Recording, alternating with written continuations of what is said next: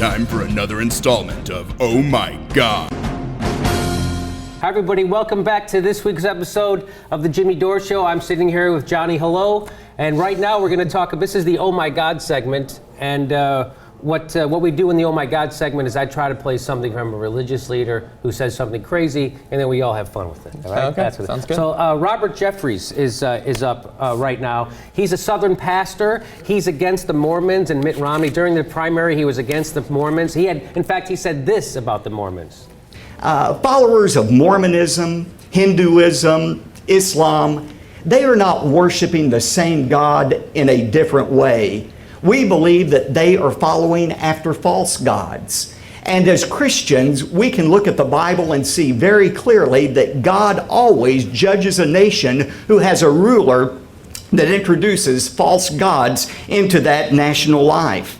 So did you catch that? God always judges any nation who brings a false religion, a leader who brings a false religion into the public. So God is going to punish America, is what he's saying, if Mitt Romney becomes president, right? Strong words. Apparently God's not punishing India, China, any of the other countries. China's doing pretty well. Israel. God's not punishing, he's not punishing any of those You're not supposed to say that about Israel. God is, never.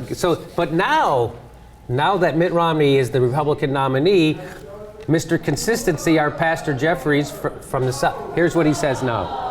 I don't want to minimize the Mormonism issue. I mean, I had probably the most well-known pastor in America say to me last week, one concern is the mission implications of this. Mormons are so involved in missions and overseas, they will be able to point to a Mormon president as legitimacy of their faith. And so I think we need to be clear that Mormonism is a false religion that leads people away from rather than toward the true God. But having said that, we're making this choice in spite of that.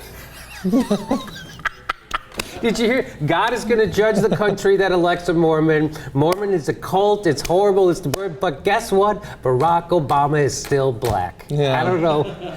It's just there's no getting around that. Jesus burned his skin. Yeah, he's gonna lead Americans away from God rather than to it. But I do like tax cuts, so apparently God a big flip-flopper. He doesn't care anymore. We're being led away from God, but with less regulations. Maybe in the future. Go back to God. Kirk Cameron went on Piers Morgan a couple of months ago. I don't know if you saw it. Piers Morgan, he went on there. Kirk Cameron. And they asked him several questions that made him look like a maniac, right? They asked him about gay rights. He's gay. No. What would you tell your kid if he was gay? I'd have sit down and tell him not to be gay. All that stuff. And he's against gay marriage, and he's against abortion, and in every circumstance, and all that stuff. And so so he gave a speech recently at Liberty University, right? It's a hard audience for him. Very, and they're for all kinds of liberty except intellectual.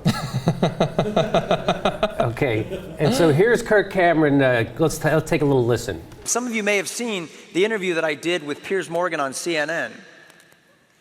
And sometimes when a Christian is asked a question and has a conviction about not backing down and wussing out, and being honest about who he is and whose he is. First of all, there's two things there I want to talk about. One, he says, wuss is out. Now, wuss was what you would say, when I was a kid, you would say wuss instead of a pussy, right? In front of your parents. Like if your parents, you normally would say, I'm not going to pussy out. But then if your parents were around, you would say, I'm not going to wussy out. So that's like the slang version of pussy. And it's nice to see Kirk Cameron use that at Liberty University, right? Yeah. In defense of Jesus, right? So then there's that. And then he says at the end, did you hear him say, but not to who they are or who they belong to? Did you hear him say that right at the end? No, I missed that, but I'll trust you. We'll play it again in post. Okay. And who they belong to, like, I belong to God. That's who has ownership of me. It's anyway, so. I love that it's about balls now. Like, I didn't want to say something hateful, but I'm not going to wuss out on TV. A lot of the KKK, like, it seems kind of evil, but I'm already here. I'm not going to wuss out. Might as well lynch him. That's what he's saying. I'm not gonna wuss out and not really spout my ignorant bullshit. when a camera's on me, just because I'm on a national television show. Oh, here he is. We'll talk about that. It can get you into some hot water. And it seems that I hit the side of a hornet's nest when I answered a question. I don't know if any of you have seen those interviews, but hey, here's a tip. If you ever get the opportunity in your life, in your career, to go on a worldwide television program and sit across the table from someone with a diametrically opposed world and life view and stare into the barrels of 5 loaded questions, like, what do you think of homosexuality?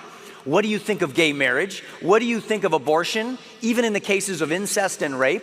What do you think of the Catholic Church having to pay for contraception against their moral conscience? And who do you think will make the best president for the next 4 years? You should go for it.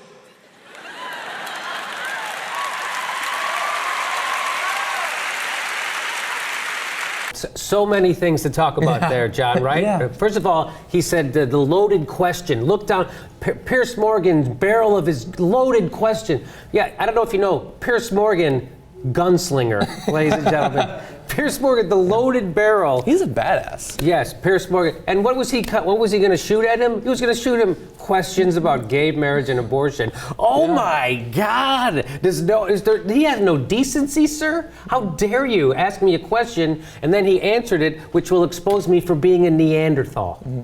Yeah, the questions are only loaded if your stances on them are abhorrent. Yes. Like if you were Piers Morgan, you asked me, what do you think about gay marriage? I'd say, it's cool.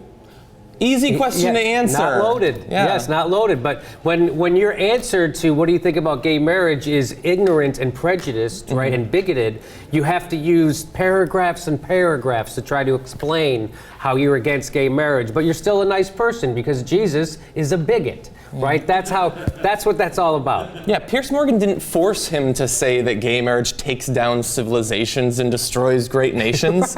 He was the idiot who said it. He said that. Piers Morgan didn't say, hey, you want to punish victims of rape and incest, right? And make them carry their baby. You want to do that, right? Oh my God, loaded question. Just because I'm a Christian, I'm not going to wuss out. Yes, you got raped, carry your baby. I'm a tough Christian. It's about tough love. Yeah, you don't want to be a wuss. He's that Chris Christie kind of.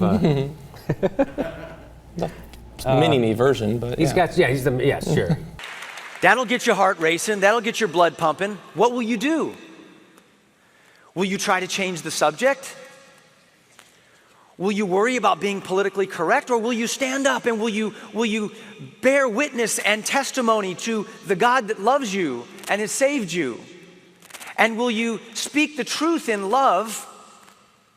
Because the truth is always love speech. It's not hate speech. The truth communicated with compassion, with a desire to see people in a right relationship with God, helped and healed and whole, is the most genuine form of love speech you can give to anyone. Am I right? No. I love it. It's love speech. Listen, you can't get married to the person you're in love with. That's my love speech. I don't like the term love speech. It makes me feel uncomfortable.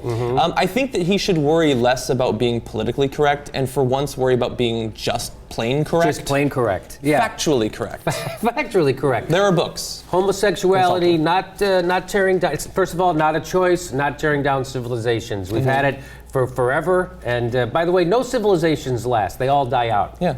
Right. Maybe it's the homos. This has been Oh My God.